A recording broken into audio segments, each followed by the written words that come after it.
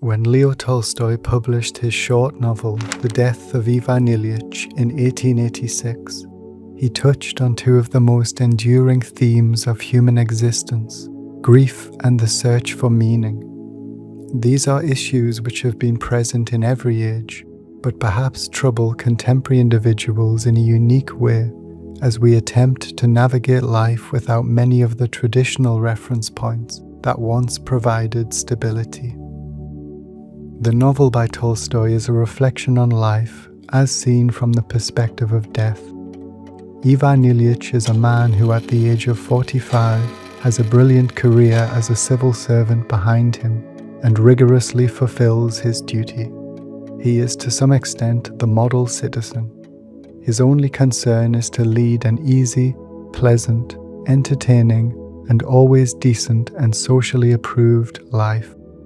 And yet, when he falls seriously ill with a strange ailment that doctors are unable to diagnose, much less cure, he begins to discover that everything in his life has not been as it ought to have been.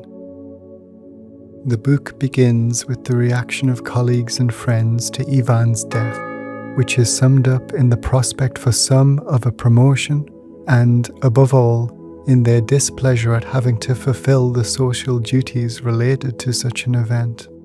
Tolstoy writes, besides the reflections upon the changes and promotions in the service likely to ensue from this death, the very fact of the death of an intimate acquaintance excited in everyone who heard of it, as such a fact always does, a feeling of relief that it is he that is dead and not I.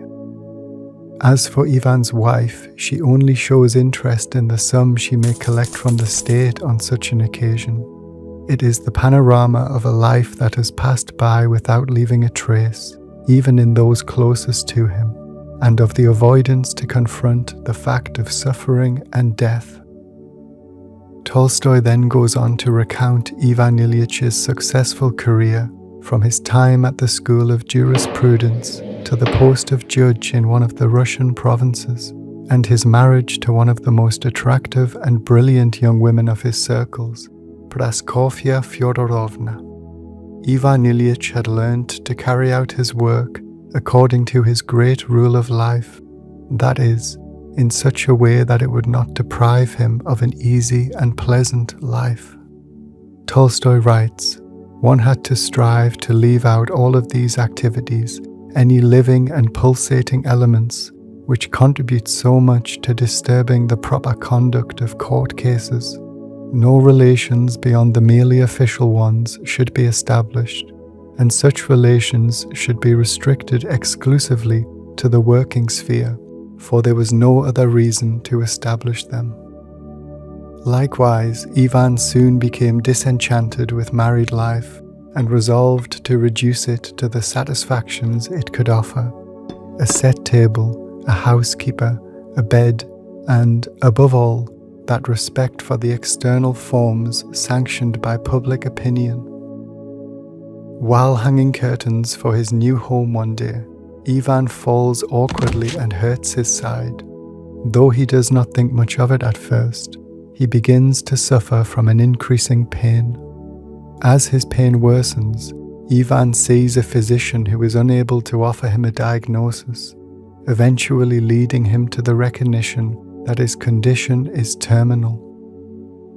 Although the injury does not initially make Ivan rethink his life, it does make him perceive that there is something false in the way his wife, his friends, and even the doctors treat him. They all strive to ignore what he no longer can, that he is on the verge of death. All except one of the servants, Gerasim, who shows true compassion and affection for his master. The encounter with someone who does not live for himself alone is a turning point in Ivan Ilyич's life. Tolstoy describes this discovery with great beauty. The dreadful, terrible act of his dying, he saw, was reduced by all of those around him to the level of an accidental unpleasantness, partly an indecency, in the name of that very decency he had served all of his life. He saw that no one would feel sorry for him, because no one even wanted to understand his situation. Only Gerasim understood that situation and pitied him, and therefore Ivan Ilyich felt good only with Gerasim. Gerasim was the only one who did not lie. Moreover, according to all appearances, he was the only one who understood what was happening and did not consider it necessary to conceal it. He only sympathized with his exhausted and consumed master. He had even gone so far as to tell him openly, once Ivan Ilyich had ordered him to retire, "We all have to die, so why not take a little trouble for others?" The striking thing about Tolstoy's novel is that it shows that it is not only Ivan who lives unconcerned about others. Everyone leads an empty life and rejects anything that might remind them of the existence of suffering. They are asleep to the intimate nature of their lives and the lives of others. They are blind, and only pain and the prospect of death itself can make them discover, like Ivan, that their behavior is not at all what it should have been. But how should it have been? This is the question Ivan finally arrives at on his deathbed. The character of Gerasim is Tolstoy's answer to this question. The young servant does nothing special for his master. Most of the time he simply holds his legs up for him, as Ivan asked him to do. But while the care of Ivan's wife Praskovia is cold and uncaring for her husband, and therefore displeasing to him, Gerasim puts his heart into what he does. He sympathizes, and love makes itself felt, hurts Ivan's selfish heart, and makes him reconsider. Why not bother then, just a little bit for others?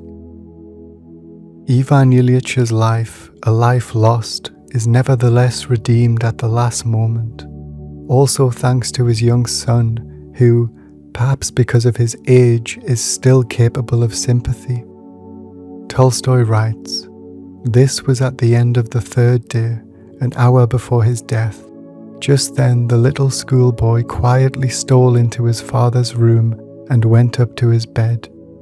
The dying man went on howling desperately and thrashing his arms about. His hand landed on the boy's head.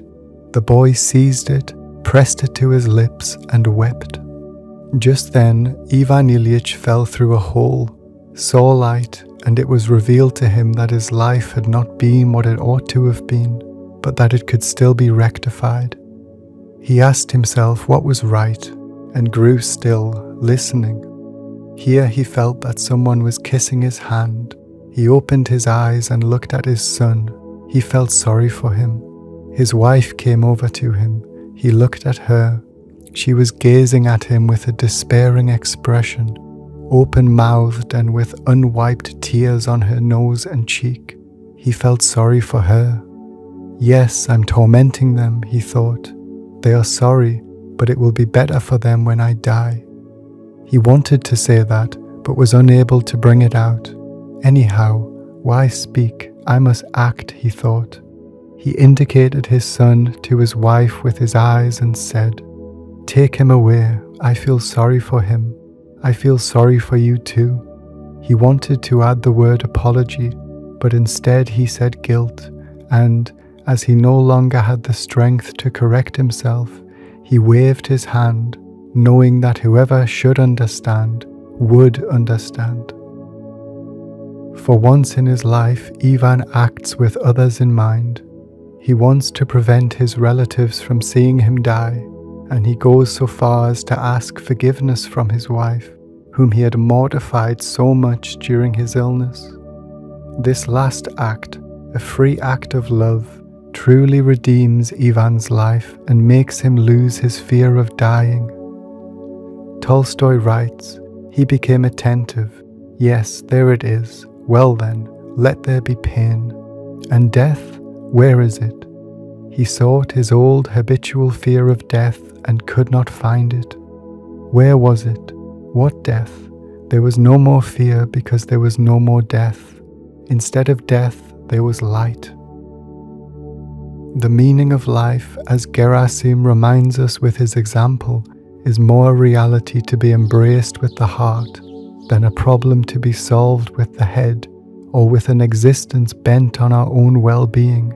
And the experience of pain, which so often seems an obstacle to happiness, is what enables us to live a life dedicated to others, recognizing and rising above our self-interest and self-absorption, and realizing intimately the insufficiency of such a way of being, and thus expanding in love and the will to live for others.